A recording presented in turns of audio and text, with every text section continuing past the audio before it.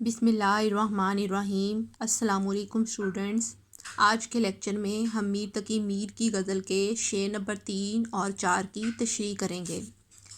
شعر نمبر 3 ہے: چشم دل کھول اس بھی عالم پر، یاں کی اوقات خواب کی سی ہے۔ چشم دل، دل کی آنکھ، عالم یہ دنیا، یاں سے مراد ہے یہاں۔ مفہوم ہے: دل کی آنکھ سے آخرت کی فکر کر، دنیا کی حقیقت سوائے خواب کے کچھ نہیں۔ تشریح: دنیا میں انسان صرف ایک بار آتا ہے، لیکن یہاں کی رنگینیاں اس قدر دل فریب ہیں کہ آدمی ان کی ظاہری تماشوں میں مصروف ہو جاتا ہے۔ زندگی بیکار کاموں میں ضائع ہو جاتی ہے۔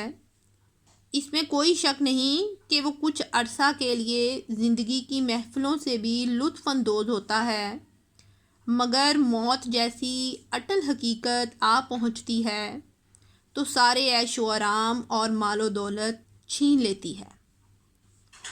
اگر انسان غور و فکر سے کام لے تو کائنات کا ہر مقام اسے غور و فکر کی دعوت دیتا ہے کہ زندگی عطایت خداوندی میں گزاری جائے۔ عقل مند شخص وہ ہے جو ایسے نیک اعمال کر گزرے جو آخرت میں اس کی نجات کا وسیلہ بن سکیں، لیکن آج کا انسان اس بات سے بے خبر ہے۔ اسی حوالے سے شاعر کہتے ہیں: آگاہ اپنی موت سے کوئی بشر نہیں، سما 100 برس کا پل کی خبر نہیں۔ آگاہ، واقف، بشر انسان کہ کوئی بھی انسان اپنی موت کے وقت سے واقف نہیں ہے۔ وہ 100 سال کا سامان اکٹھا کرتا ہے، لیکن اس کی زندگی کے ایک پل کا بھی بھروسہ نہیں ہے کہ کب اس کی زندگی ختم ہو جائے گی۔ دراصل میر نے دنیاوی زندگی کے عارضی اور ناپائیدار ہونے کی بنا پر اس کی حیثیت خواب جیسی قرار دی ہے۔ جس طرح انسان نیند کی حالت میں خواب دیکھتا ہے تو کچھ اور ہی محسوس کرتا ہے، لیکن جب بیدار ہوتا ہے تو خواب کی تمام کیفیت عارضی اور حقیقت سے دور ہوتی ہے۔ تب انسان کو احساس ہوتا ہے کہ خواب ایک دھوکہ اور فریب تھا۔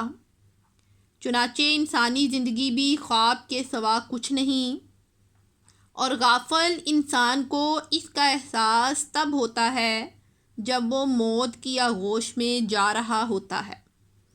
چنانچہ میر نصیحت کر رہے ہیں کہ انسان کو بصیرت سے کام لینا چاہیے، بصیرت دانائی سے، اور مرنے سے پہلے ہی آخرت کی تیاری کر لے تاکہ مرتے وقت اسے پچھتاوا نہ ہو۔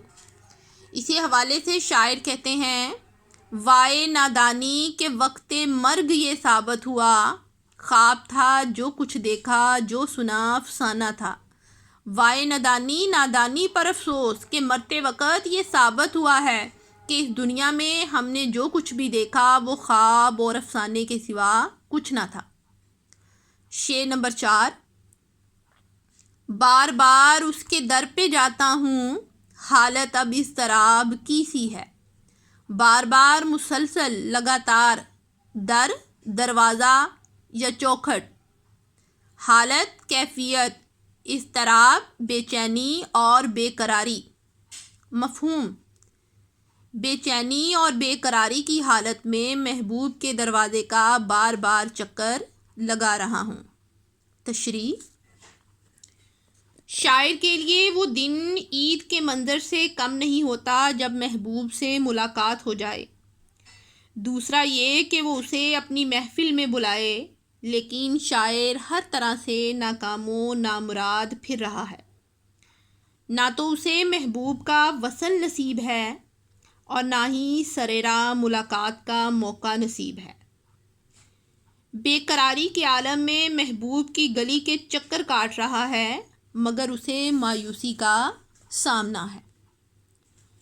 چنانچہ میر کہتے ہیں کہ محبوب سے ملاقات کے لیے بار بار اس کے دروازے پر جاتا ہوں، لیکن میری دلی تمنا پوری نہیں ہوتی اور ہر بار ناکامی سے سامنا پڑتا ہے۔ گو کہ وہاں جا کر یہ احساس ہوتا ہے کہ محبوب کے در تک رسائی تو قدرے آسان ہے، لیکن اس کی محفل تک پہنچنا اور دیدار نصیب ہونا ناممکن ہے۔ اس حقیقت سے آشنا یعنی واقف ہونے کے بعد بھی اپنے عشق و جنون کے ہاتھوں مجبور ہو کر محبوب کے در کا بار بار طواف کرنے پر مجبور ہوں، اب حالت بڑی مضطرب اور بے قرار ہے۔ بقول مظہر نیازی، تو اگر ہم کلام ہو جائے، ہم فقیروں کا کام ہو جائے۔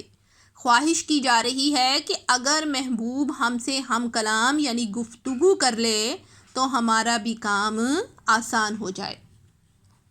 دراصل جب کوئی شخص سکون کی خاطر کسی دروازے پر فقیرانہ چکر لگائے اور اسے ہر لحاظ پر ناکامی کا سامنا ہو تو اس کی حالت یقیناً قابل ترسی ہوگی اور قابل افسوس ہی ہوگی۔